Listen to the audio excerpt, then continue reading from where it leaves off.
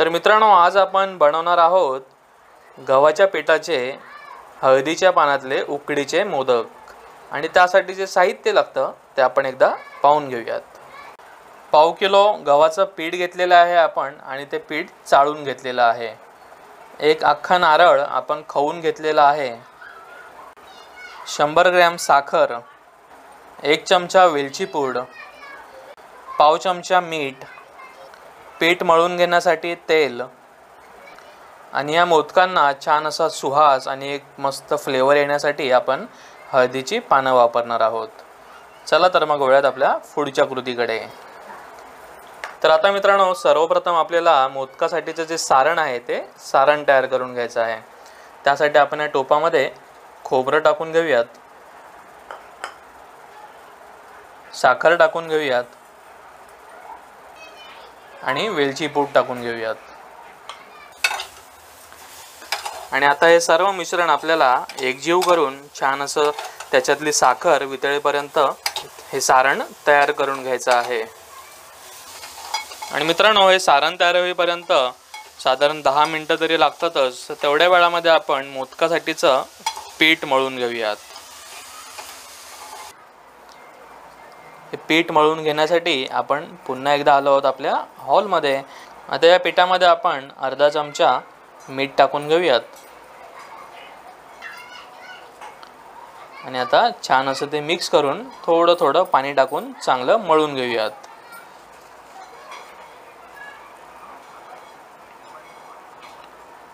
तर जसं पीठ आपण चपातीसाठी घट्टसर गोळा मळून घेतो, सेम त्याच प्रकारे आपल्याला हे पीठ मळून घ्यायचं आहे।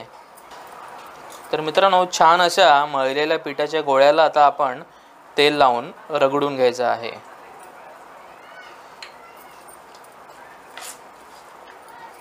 आणि सोबतच मित्रांनो, आपलं मोदकाचं सारण देखील तयार झालेलं आहे। तर आता आपण गॅस बंद करून घेऊयात आणि मोदक तयार करायला सुरुवात करूयात। मोदक तयार करून घेण्यापूर्वी अशा प्रकारची एक चाळण घ्यायची आहे, ज्याच्यामध्ये आपण हे मोदक स्टीम करून घेणार आहोत। आणि त्यामध्ये हळदीची जी पानं आहेत त्याचे अशा प्रकारे तुकडे करून त्याच्या खालती लावून घ्यायचे आहेत, जेणेकरून काय होतं, यावरती जेव्हा आपण मोदक ठेवून ते चांगले शिजवून घेतो तेव्हा त्याला छान असा एक फ्लेवर येतो, मस्त असा एक सुहास येतो। तर आता आपण थोडीशी पाणी जी आहे ती अशा प्रकारे खालती लावून घेऊयात आणि मोदक तयार झाल्यावरती त्यावरतून सुद्धा आपण थोडीशी पाणी लावून घेऊयात। तर मित्रांनो, आता आपण मोदक बनवायला सुरुवात करूयात। तर त्यासाठी एक छोटासा गोळा आपण या पिठामधनं काढून घ्यायचा आहे। आणि आता या छोट्याशा गोळ्याची आपल्याला गोल अशी पात तयार करून घ्यायची आहे। तर आता आपण जे मोदक तयार करत आहोत ते हाताने तयार केलेले मोदक बनवणार आहोत। जर तुमच्याकडे मोदकाचा साचा असेल तर तुम्ही साच्याने देखील हे मोदक तयार करून घेऊ शकता। आणि आता या पातीमध्ये आपल्याला थोडंसं सारण भरून घ्यायचं आहे।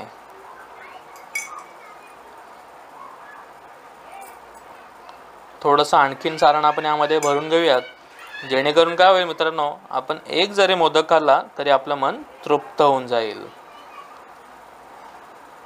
आणि आता या पातीच्या आपल्याला मस्तपैकी मोदकाच्या पात्या तयार करून घ्यायच्या आहेत।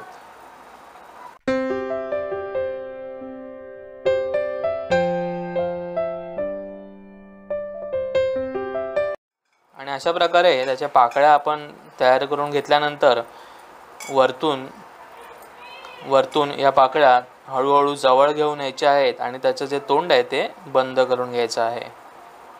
गव्हाचे मोदक मित्रांनो अगदी चविष्ट असे लागतात। बरेच जणांना गव्हाचे मोदक आवडतात, काही जणांना तांदळाचे मोदक आवडतात।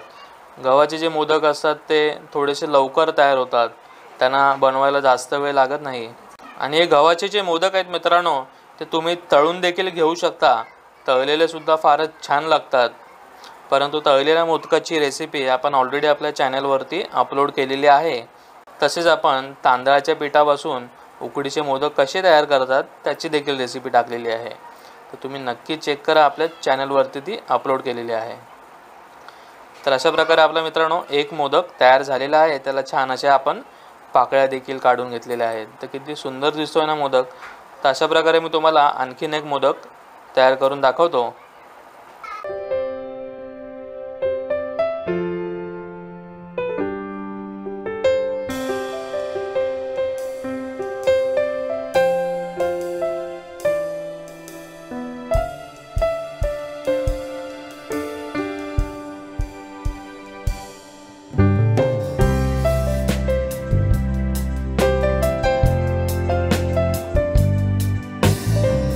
मित्रांनो, आपला दुसरा मोदकसुद्धा तयार करून झालेला आहे.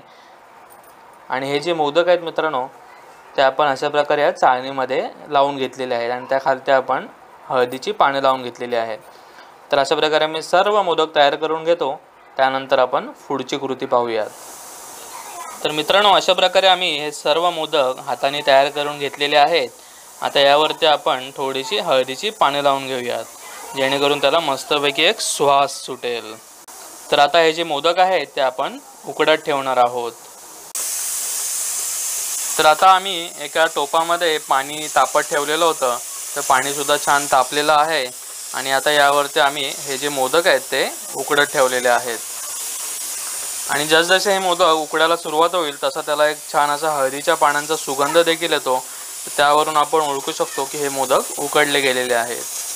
आणि त्यानंतर आपण ही डिश सर्व करून घेणार आहोत. तर मित्रांनो, आता हे जे मोदक आहेत ते उकडून आपल्याला साधारण 15 मिनिटं झालेली आहेत. आणि आता आपण यावरचं झाकण काढून पाहूयात. तर जबरदस्त अशी या मोदकांना वाफ सुटलेली आहे मित्रांनो. आणि सोबत आपली हळदीची पानं असल्यामुळे त्याचा जो एक प्रकारचा सुवास आहे तो मस्त असा आजूबाजूला दरवळतो आहे. आणि आपले जे मोदक आहेत ते पण मस्तपैकी आता वाफून निघालेले आहेत, छान असे ते उकडले गेलेले आहेत. तर आता आपण गॅस बंद करून घेऊयात आणि ही डिश सर्व करून घेऊयात. आणि मित्रांनो, फायनली आपली ही हळदीच्या पानातली गव्हाच्या पिठापासून तयार केलेल्या मोदकांची रेसिपी तयार झालेली आहे. तर हे जे मोदक आहेत ते आपण मस्तपैकी उकडून देखील घेतलेले आहेत. त्यांना एक मस्तपैकी एक हळदीच्या पानांचा फ्लेवर देखील मिळालेला आहे. तर मित्रांनो, प्रत्येक संकष्टी चतुर्थीच्या दिवशी तसेच गणपतीच्या सीझनमध्ये तुम्ही अशा प्रकारचे मोदक नक्की बनवून खाऊ शकता.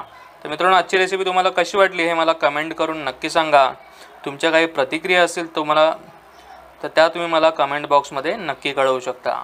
चला तर मग मित्रांनो, तात्पुरती तुमची रजा घेतो. पुन्हा भेटूया अशीच एखादी नवीन रेसिपी घेऊन तुमच्या आवडत्या कोल्हापुरी किचन्समध्ये.